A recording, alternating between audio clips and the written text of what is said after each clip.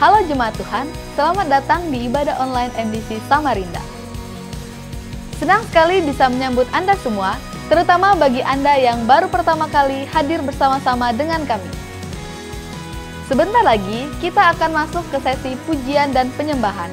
Karena itu, persiapkan diri Anda memasuki ibadah hari ini. Selamat menikmati ibadah.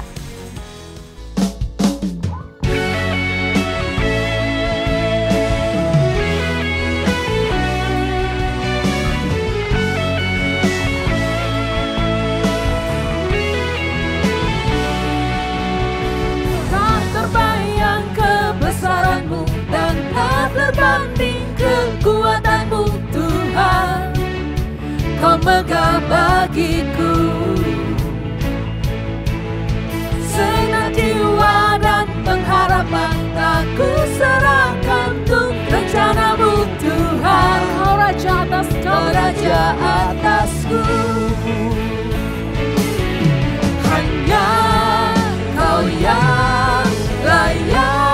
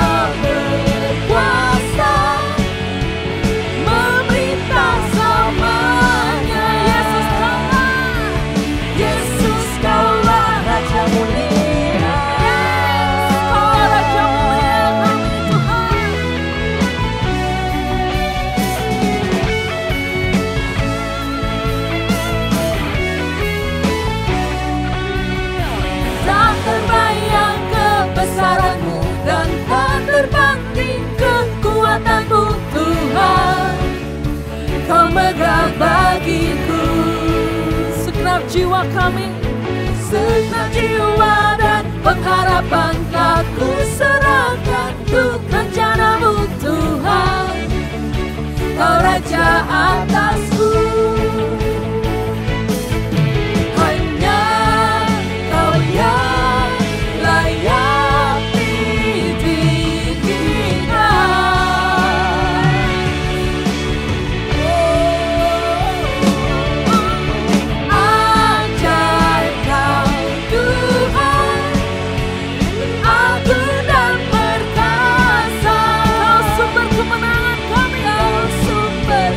Kemenanganku,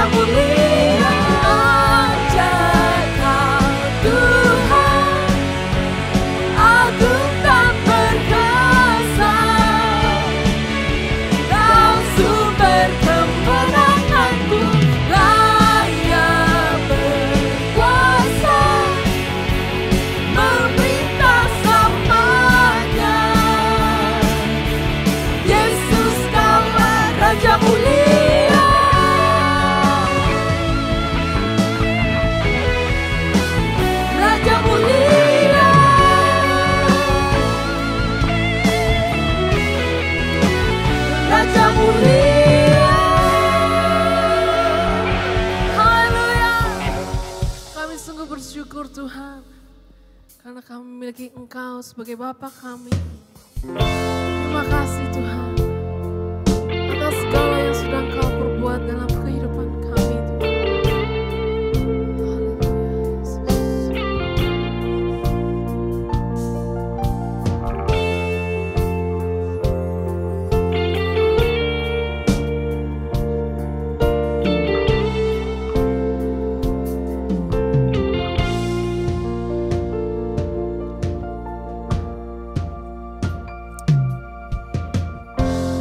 Banyak yang Kau perbuat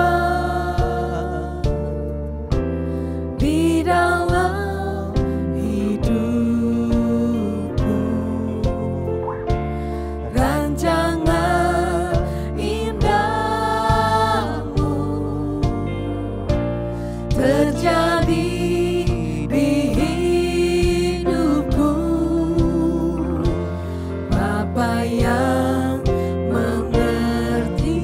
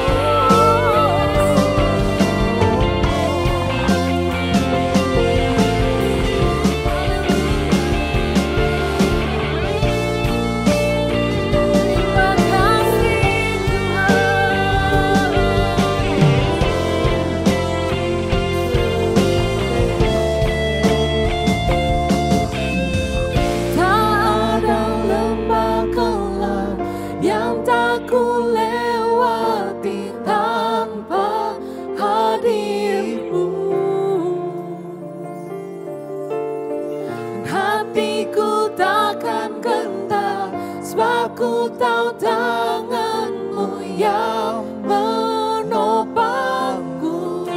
Tak ada lembah kelam, tak ada lembah kelam yang tak ku lewati tanpa hadirmu.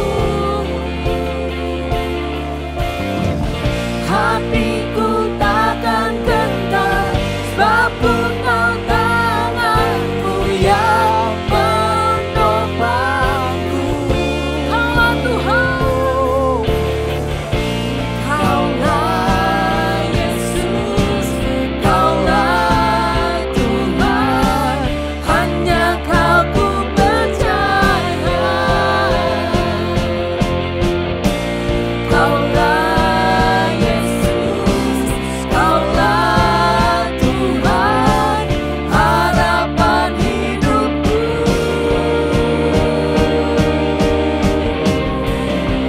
Bersyukur Bapa, bersyukur Tuhan, buat kasih setiamu dalam hidup kami, Yesus. Buat kasih setiamu di dalam hidupku, ku bersyukur.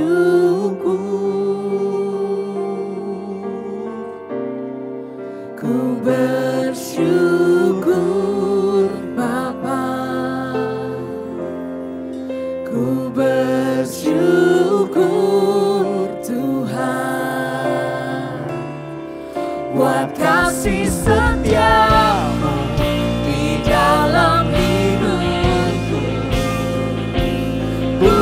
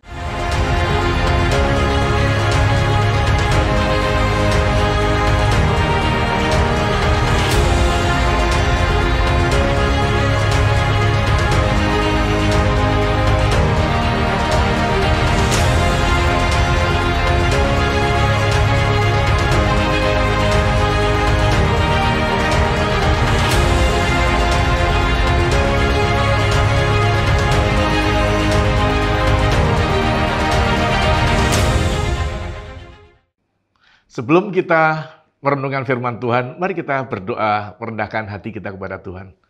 Tuhan, kami perlu Engkau, kami haus akan Engkau. Kami datang duduk bersimpuh di bawah kaki-Mu Tuhan. Berkenanlah Tuhan Engkau berbicara. Kami akan berdiam diri mendengar Engkau menyampaikan isi hati-Mu kepada kami melalui firman-Mu.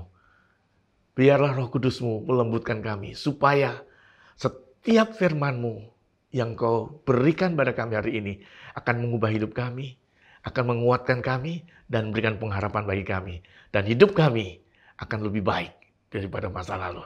Terima kasih Tuhan, kami siap mendengar firman-Mu. Di dalam nama Yesus. Amin. Puji Tuhan. Bapak Ibu, mari kita bersama-sama datang kepada Tuhan, mendengar apa yang menjadi kehendak Tuhan bagi kita. Beberapa bulan terakhir ini, berita-berita yang mewarnai media massa itu hanya kisar tentang COVID-19. Adalah suatu virus yang sedang menyerang, yang sedang mengganggu. Tapi kita mengertilah karena memang itu yang menjadi masalah, yang menjadi gangguan bagi kita. Karena sampai hari ini tercatat sudah kira-kira 24 juta orang yang terpapar virus itu, seluruh dunia. Dan yang sudah meninggal itu kurang lebih 822.000 meninggal karena COVID ini. Jadi itu virus sangat berbahaya. Tetapi tahukah saudara, ada satu virus yang tidak disebut-sebut orang, tapi juga nggak kalah berbahayanya. Yang itu juga mempengaruhi dan membahayakan sebetulnya, yaitu virus kekhawatiran. Orang-orang hari ini hidupnya dalam was-was dan kekhawatiran. Tahukah saudara, kekhawatiran itu mengganggu kesehatan dan mengganggu kehidupan orang.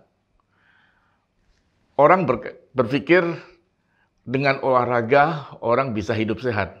Tapi seorang pakar mengatakan bahwa olahraga itu menduduki peringkat ke-8 dari orang yang umur panjang.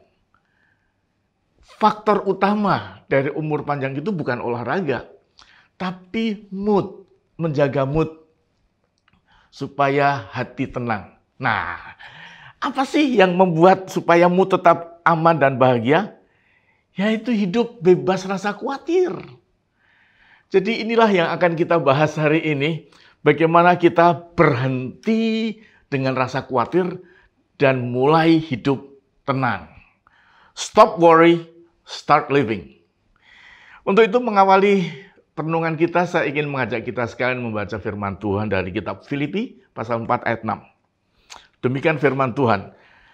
Janganlah hendaknya kamu khawatir tentang apapun juga, tetapi nyatakanlah dalam segala hal keinginanmu kepada Allah, dalam doa dan permohonan dengan ucapan syukur. Dari ayat ini tidak ada sedikit pun ruang yang Tuhan bolehkan untuk kita merasa khawatir. Tidak ada. Sebab dengan jelas mengatakan, janganlah hendaknya kamu khawatir tentang apapun juga. Jadi tidak ada satu apapun, tidak ada satu masalah pun, tidak ada satu ruang pun yang Tuhan mengizinkan kita khawatir. Nah, Bapak Ibu yang kasih dalam Tuhan, mari kita bersama-sama berpikir dan berdiskusi.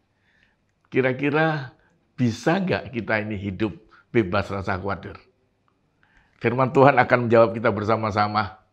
Nah, yang pertama, jangan khawatir tentang apapun. Ada 3 alasan mengapa firman Tuhan melarang kita atau tidak mengizinkan kita khawatir. Yang pertama, kekhawatiran itu tidak masuk akal. Kenapa tidak masuk akal? Karena Matius pasal 6 ayat 25 berkata begini, karena itu aku berkata kepadamu, janganlah khawatir akan hidupmu, akan apa yang hendak kamu makan atau minum. Dan janganlah khawatir pula akan tubuhmu, akan apa yang hendak kau pakai. Bukankah hidup itu lebih penting daripada makanan dan tubuh itu lebih penting daripada pakaian? Ayat ini menjelaskan bagi kita bahwa kalau dipikir-pikir, kekhawatiran itu tidak dapat merubah keadaan. Kalau kita pikir-pikir tentang kekhawatiran itu tidak bisa merubah. Contohnya begini, memang kalau kita khawatir, sakit kita hilang. Kalau kita hidup khawatir, emang kita tidak bisa merasakan penyakit. Apakah kalau kita pikir-pikir, kalau kita khawatir, apakah hidup ini akan jadi lebih indah? Enggak kan?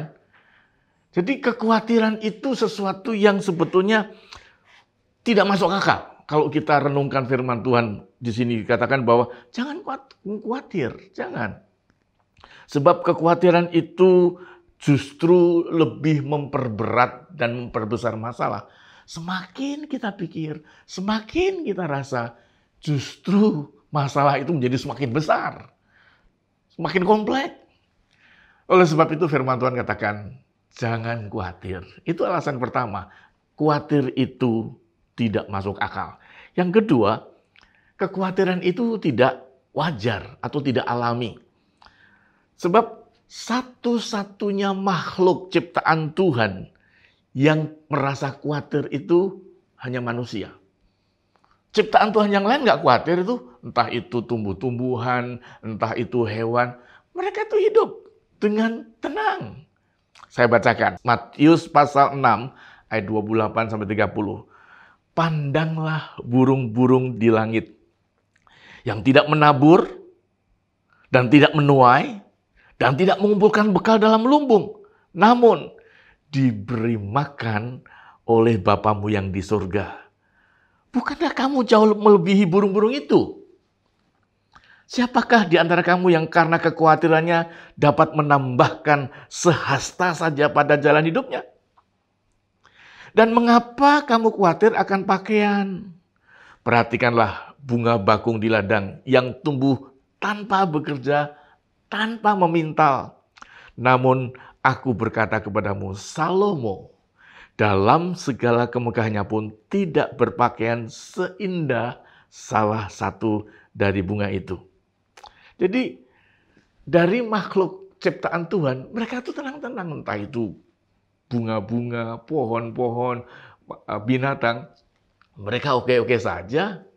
Manusia justru yang khawatir, padahal manusia itu diberikan hikmat, diberikan skill, diberikan segala macam. Kenapa justru khawatir? Sehingga di sini kita bisa mengambil kesimpulan bahwa kekhawatiran itu tidak alami, tidak wajar. Sewajarnya harusnya manusia tidak khawatir. Sama seperti makhluk yang lain. Mereka tidak khawatir kok. Yang ketiga alasannya mengapa jangan khawatir. Karena kekhawatiran itu tidak menolong.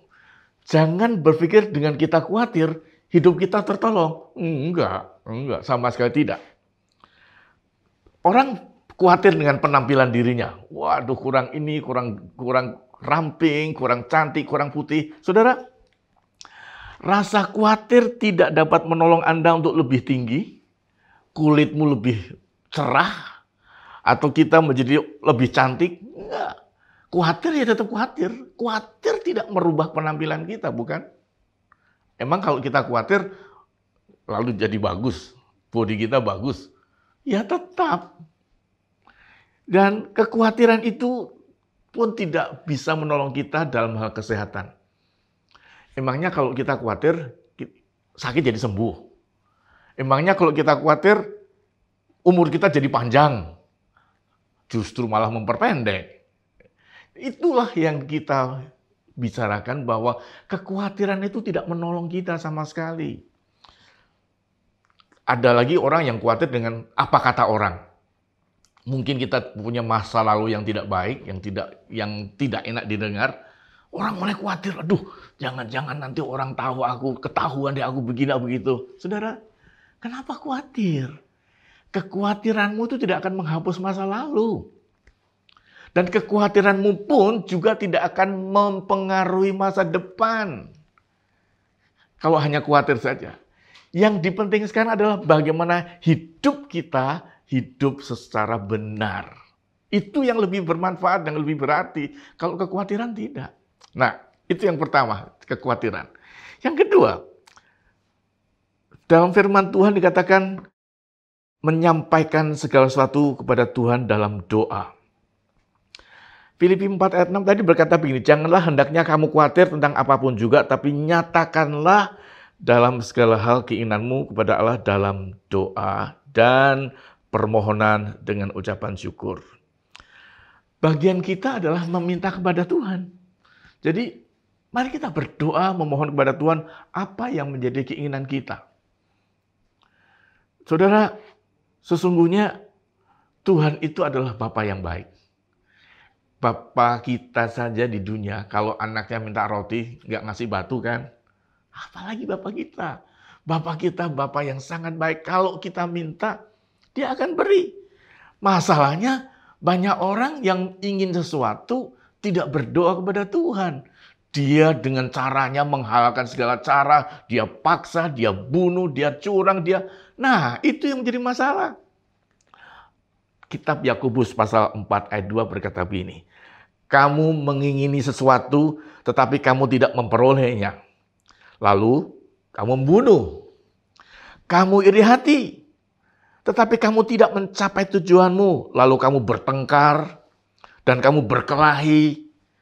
Kamu tidak memperoleh apa-apa karena kamu tidak berdoa.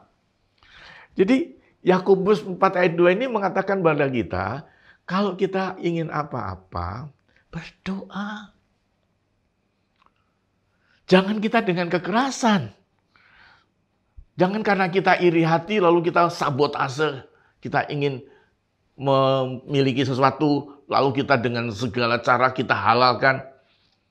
Berdoa. Ini firman Tuhan. Dan firman Tuhan berkata, kamu tidak memiliki karena kamu tidak berdoa. Mari kita berdoa, memohon kepada Tuhan. Lakukanlah segala sesuatu dengan cara-cara yang wajar. Jangan memaksa kehendak. Kalau memang belum waktunya Tuhan, mari kita tunggu saja. Atau mungkin Tuhan tidak kehendaki untuk kita memiliki yang kita inginkan. Ya, kita harus bisa menerima. Karena jawaban Tuhan di dalam setiap doa kita, Tuhan bisa berkata ya, Tuhan bisa berkata tidak, tapi Tuhan juga bisa berkata, tunggu dulu anakku. Nah, kalau sudah bilang tunggu, kita tunggu saja. Itu yang kedua, memohon kepada Tuhan. Lalu yang ketiga, bersyukur kepada Tuhan di dalam segala hal. Menjalani hidup ini kita perlu dengan rasa syukur. Filipi pasal 4 ayat 6 berkata begini, janganlah hendaknya kamu khawatir tentang apapun juga. Tetapi nyatakanlah dalam segala hal keinginanmu kepada Allah dalam doa dan permohonan dengan ucapan syukur. Ucapan syukur menjadi satu kunci untuk menjalani hidup ke depan. Mengapa? Kita kalau tidak memiliki rasa syukur, hidup kita akan diwarnai dengan keinginan-keinginan yang tak terkendali, ambisi, nafsu. Tapi kalau kita bersyukur, apa yang ada, kita akan nikmati. Tetapi jangan salah sangka, kita bersyukur sini bukan berarti ya sudah kita nerima saja, nggak berbuat apa-apa. Nggak juga, tetap kita harus berjuang, tetap kita harus punya goal, tetap kita harus punya rencana-rencana. Tetapi segala satu kita lakukan dengan penuh rasa syukur. Dan rasa syukur itu membuat kita bisa menikmati hidup. Bangsa Israel itu sebetulnya kalau kita perhatikan, berkat Tuhan berupa mujizat itu luar biasa. Tapi mereka bersungut-sungut. Mereka komplain, bahkan mereka berontak. Kenapa? Karena nggak ada rasa syukur. Coba mereka bersyukur. Wah, menikmati dong. Tiap hari mereka melihat kuasa Tuhan. Nah, itu pentingnya rasa syukur. Rasa syukur membuat kita bisa enjoy hidup ini. Sudah, kita nggak usah tergantung dengan keadaan luar. Saudara, orang bahagia itu pilihan. Jangan kebahagiaan kita bergantung kepada orang luar. Istri menyalahkan suami, suami menyalahkan istri. Jangan kita menyalahkan orang lain untuk hidup bahagia. Bahagia itu pilihan. Bahagia itu keputusan kita. Jadi jangan kita menyalahkan suami kita. Gara-gara suamiku nggak becus, aku nggak bahagia. No. Atau sebaliknya, suami menyalahkan istri. Istriku nggak bisa melayani aku sekarang nggak bahagia. Nggak. Bahagia itu pilihan. Bahagia itu adalah datang dari dalam, bukan dari luar. Dari dalam datangnya bahagia itu melalui rasa syukur atas berkat Tuhan, atas anugerah Tuhan. Jadi kembangkanlah rasa syukur. Itu akan membuat kita bahagia. Yang keempat, mencukupkan diri dengan apa yang ada. Filipi pasal 4 ayat 11-12. Kukatakan ini bukanlah karena kekurangan, sebab aku telah belajar mencukupkan diri dalam segala keadaan. Aku tahu apa itu kekurangan, dan aku tahu apa itu kelimpahan. Dalam segala hal dan dalam segala perkara tidak ada sesuatu yang merupakan rahasia bagiku, baik dalam hal kenyang maupun dalam hal kelaparan, baik dalam hal kelimpahan maupun dalam hal kekurangan. Paulus di sini bersaksi tentang bagaimana dia itu orang yang mencukupkan diri dalam segala keadaan. Artinya, dia nggak mau terlalu berambisi. Dia tidak mau terlalu menuntut. Tapi jangan salah mengerti. Saya harap kita tidak salah mengerti dengan ayat ini. Jangan dengan ayat itu lalu kita menjadi orang yang tidak punya cita-cita. Ya sudahlah, karena Tuhan mengajarkan kita untuk bersyukur dengan apa adanya, ya sudahlah, kita nggak usah bergerak, nggak usah usaha, nggak usah punya goal, nggak usah punya target. Bukan gitu. Tetap kita sebagai orang harus memiliki pandangan ke depan. Kita harus ingin untuk berkembang. Kita harus mempunyai pikiran-pikiran yang luas. Bagaimana untuk lebih maju. Supaya hari esok lebih baik dari hari ini. Itu tetap. Tetapi yang dimaksud dengan rasa syukur, dengan mencukupkan diri di sini adalah kita menikmati kebahagiaan bukan dari apa yang akan kita terima atau apa yang kita akan raih. Maksudnya begini, kita tidak mencari sesuatu untuk bahagia. Kita tidak ingin sesuatu untuk jadi bahagia, bukan. Jadi apa yang kita inginkan, apa yang kita ingin capai, itu tidak ada pengaruhnya dengan kebahagiaan. Kebahagiaan itu dari Tuhan melalui rasa syukur, melalui berkat Tuhan. Tetapi kita tetap harus melihat ke depan. Dan merasa cukup ini juga merupakan salah satu cara bagaimana kita menghargai berkat Tuhan. Saudara, merasa cukup itu juga bukan berarti kita menjadi orang yang pasif. Dan merasa cukup jangan membuat kita menjadi orang yang malas.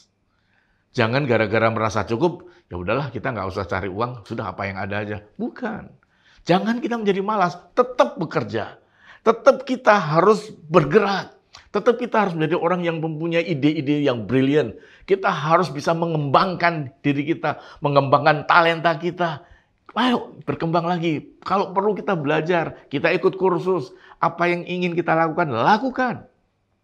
Kita tetap. Namun, dengan apa yang sudah kita miliki, mari kita nikmati. Kalau kita ingin sesuatu, kalau kita ingin meraih sesuatu, itu semata-mata karena tanggung jawab kita kepada Tuhan untuk mengembangkan talenta. Seperti yang tertulis dalam kitab Matius pasal 25. Bukan karena kalau aku punya ini baru aku bahagia. Kalau aku bisa ke situ baru aku bahagia. Bukan. Apa yang kita ingin capai itu tidak ada hubungannya dengan kebahagiaan. Apa yang kita ingin raih itu hanya semata-mata karena kita ingin berkembang, karena kita ingin bertanggung jawab pada Tuhan. Tidak ada hubungannya dengan kebahagiaan. Kebahagiaan adalah apa yang Tuhan berikan bagi kita dan kita menikmati. Itu bahagia. Namun, karena Tuhan sudah memberikan kita intelektual, Tuhan berikan kita skill, Tuhan berikan kita talenta, itu yang harus kita kembangkan. Itu sebabnya tetap kita harus meraih masa depan kita dengan lebih baik lagi. Dan ada satu cara bagaimana supaya kita tidak menjadi orang yang bersungut-sungut. Menjadi orang yang bisa mencukupkan diri, bersyukur dengan apa yang ada. Caranya bagaimana? Jangan suka membanding-bandingkan diri kita dengan orang lain. Membandingkan diri kita dengan orang lain itu membuat kita sungguh-sungguh akan merasa kurang. Dan membuat kita akan merasa seolah aku tidak seperti yang lain. Hati-hati. Saudara, kalau kita mau membandingkan orang lain, kita selalu akan menemukan orang lain yang lebih dari kita. Yang lebih hebat dari kita, lebih kaya dari kita. Itu pasti ada. Karena di atas langit masih ada langit. Tetapi masalahnya adalah, mari kita jangan menjadi orang yang membandingkan diri kita dengan orang lain. Apa yang Tuhan percayakan pada kita, itu saja kita nikmati. Jadi kita nggak usah bergantung kepada apa yang orang lain miliki, apa yang orang lain punya. Tetapi kita menikmati. Nah, sebagai kesimpulan terakhir, mari kita menjalani hidup dengan rasa syukur. Jangan ada kekhawatiran, sebab Tuhan berkata, jangan kau khawatir. Walaupun keadaan dunia masih belum sebaik dulu, belum normal, kita memakai new normal, tetapi apapun yang terjadi, mari kita jalani hidup. Jangan kita menjadi malas, jangan kita menjadi kecut, jangan menjadi kita orang-orang yang tidak memiliki Tuhan. Kita punya Tuhan, tetap bergerak, tetap berhidup dengan segala berkat yang Tuhan sediakan bagi kita.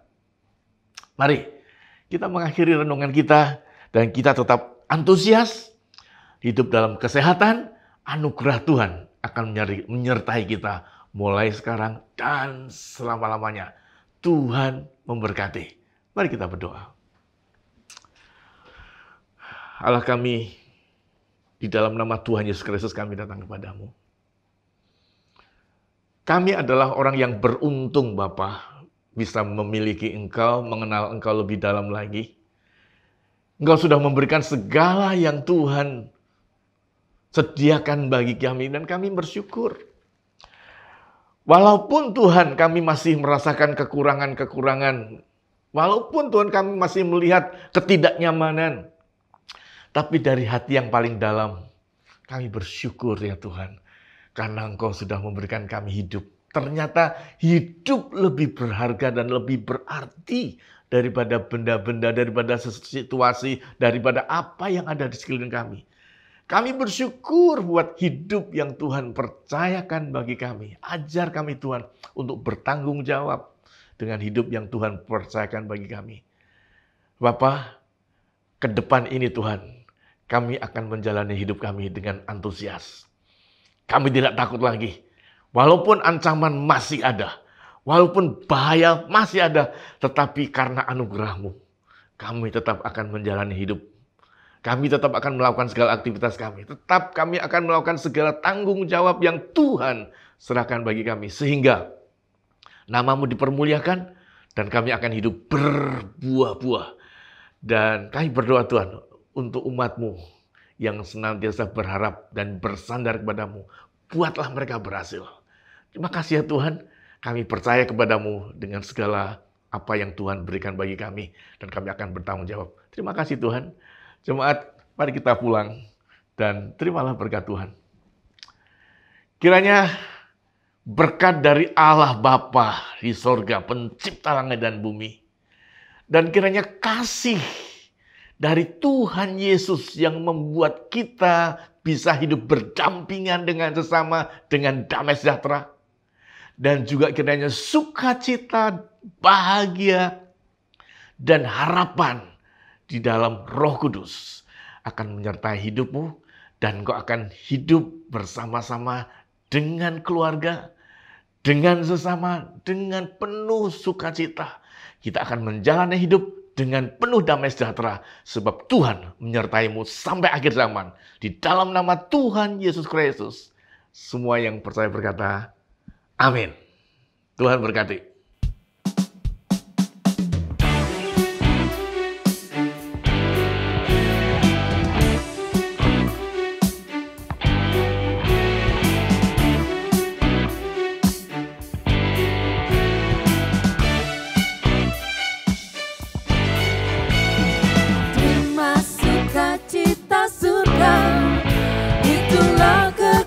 Bagi jiwa ku dapat rasakan kasih-Nya di tengah badai yang bergelora. Terima sukacita surga, itulah kekuatan bagi jiwa.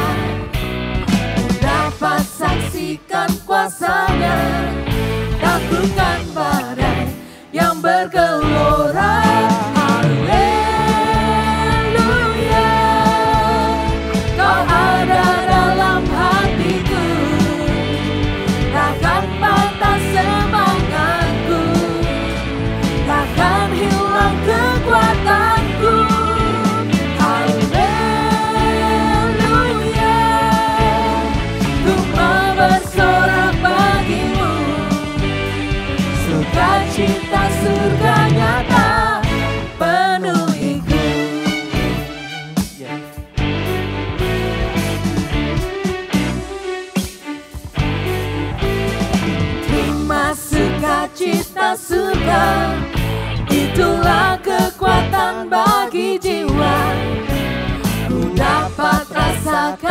kasih-Nya di tengah badai yang bergelora.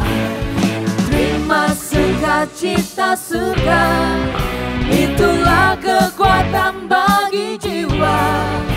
Ku dapat saksikan kuasa-Nya, taklukkan badai yang bergelora. Haleluya, Kau ada dalam hatiku, takkan patah semangatku, takkan hilang kekuatanku. Haleluya, ku mau bersorak bagimu, sukacita surga nyata penuhiku. Haleluya, haleluya,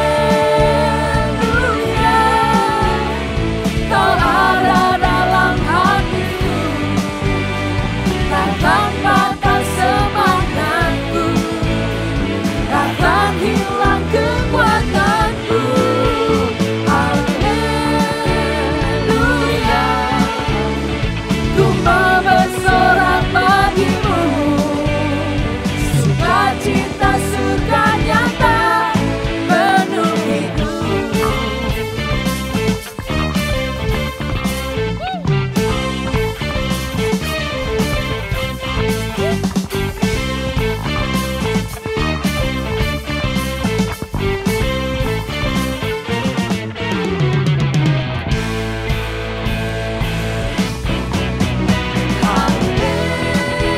Haleluya, Kau ada dalam hatiku, takkan patah semangatku, takkan hilang kekuatanku. Haleluya, ku mau bersorak bagimu, sukacita surga nyata penuhiku. Sing haleluya, haleluya, Kau ada dalam hatiku, takkan patah semangatku, takkan hilang kekuatanku. Haleluya, ku mau bersorak bagimu, sukacita surga nyata penuhiku. Sukacita surga nyata penuhiku. Sukacita surga nyata penuhiku.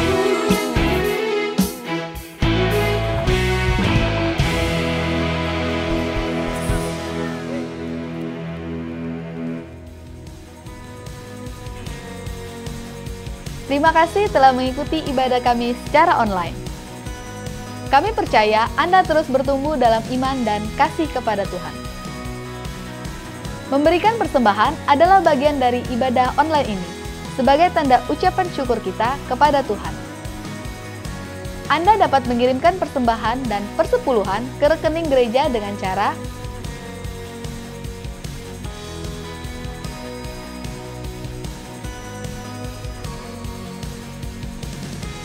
khusus para teenager, ikutilah ibadah online Image Teens setiap hari Sabtu pukul 6 sore melalui channel YouTube Image Teens Samarinda.